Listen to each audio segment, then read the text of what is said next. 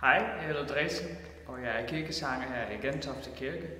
Og nu jeg skal vise jer, hvordan vi kommer ind til pulpitur, hvor vi synger.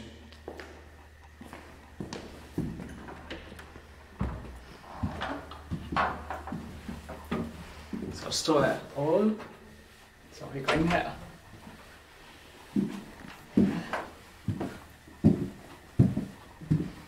Og så her vi hænger vores jakke, frakke.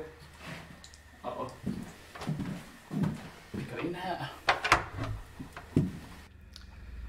Jeg synger som tenor her i Gentofte Kirke, og jeg kommer fra Filippinerne. Jeg elsker at synge i kirken. For mig med en anden modersmål er en rigtig god træning for mit danske udtale, mens jeg nytter de skønne melodier. Den første ting, der fangede min opmærksomhed, da jeg sang her for første gang, var de farvede glasvinduer. De er helt anderledes end andre kirker, men de er meget små og tilfører mere til den dejlige atmosfære i kirke. Når vi står her, det er svært for os at se præsten, især for organisten, men vi har et træk.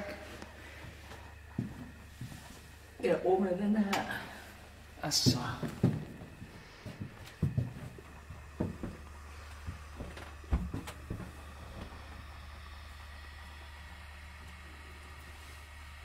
min yndlingssalme er 305, Kom Gud Helligånd, kom ret.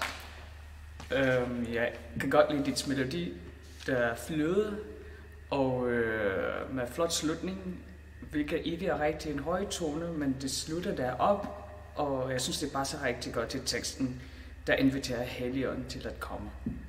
Kom Gud Helligånd, kom ret, gennem den mørke nat, med Guds morgenrøde,